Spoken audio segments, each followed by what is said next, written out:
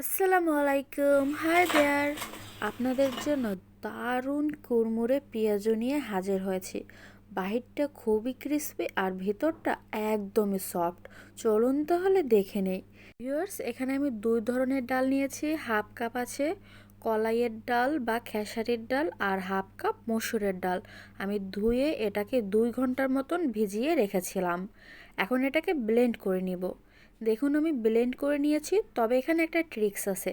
আমি কিন্তু পুরোটা মিহি ব্লেন্ড করিনি, কিছুটা আস্তে আস্তে রয়েছে আর কিছুটা মিহি হয়েছে।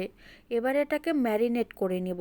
প্রথমেই দিলাম হাফ চামচ জিরার গুঁড়া, 1 চামচ রসুন বাটা, হাফ চামচ আদা বাটা, 1 চামচ হলুদের গুঁড়া, 2 টেবিল চামচ মরিচ কুচি, আর এখানে দিয়ে দিব স্বাদমতো লবণ। দিয়ে ভালো করে প্রথমে একটু মেখে নিতে হবে। সব শেষে এতে অ্যাড করব হাফ কাপ মিহি কুচি করা পেঁয়াজ। পেঁয়াজটা খুবই মিহি কুচি করে নিতে হবে, কারণ যদি মোটা করে কেটে নেন তাহলে কিন্তু পেঁয়াজুটা তৈরি করার পর খুব তাড়াতাড়ি নরম হয়ে যাবে। ভালো করে মেখে নিয়েছি, রেস্টে রাখার একদম দরকার নেই, সাথে সাথেই ভেজে নিতে পারবেন।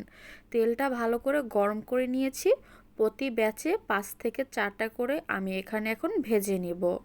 আপনারা আপনাদের ফ্রাই প্যান অনুযায়ী প্রতি ব্যাচে 5টা 6টা করে একদম মিডিয়াম টু লো আছে ক্রিস্পি করে ভেজে নেবেন। একদম মিডিয়াম টু লো আছে ভাজতে হবে, তা না হলে কিন্তু ভিতরটা কুক হবে না ভালো মতো আর উপরটা খুব তাড়াতাড়ি পুড়ে উঠবে। যত আস্তে আস্তে এটাকে ভেজে নেবেন ততটাই কিন্তু এটা ক্রিস্পি হবে। আর এটা যদি আপনারা সারা দিনও রেখে দেন তারপরও কিন্তু নরম হবে না। আপনারা যখন খুশি তখন তৈরি করে অনেক লেট করেও কিন্তু এটাকে সার্ভ করে খেতে পারবেন। তাই অবশ্যই আমাদের ট্রিক্সগুলো ফলো করবেন। আর 2টা ডাল মিশিয়ে পেঁয়াজু তৈরি করলে কিন্তু এর স্বাদ অনেক বেশি ভালো হয় আর এটা অনেকক্ষণ ধরে ক্রিস্পিও থাকে। ভিউয়ার্স দেখুন, খুব সুন্দর একটা কালার চলে এসেছে। এগুলো হয়ে গেছে ভাজা। আমি তেল ভালো করে ঝরিয়ে তুলে নিচ্ছি। আপনারা চাইলে টিস্যুর উপর রাখতে পারেন, এক্সেসিভ অয়েলটা চুষে নেবে।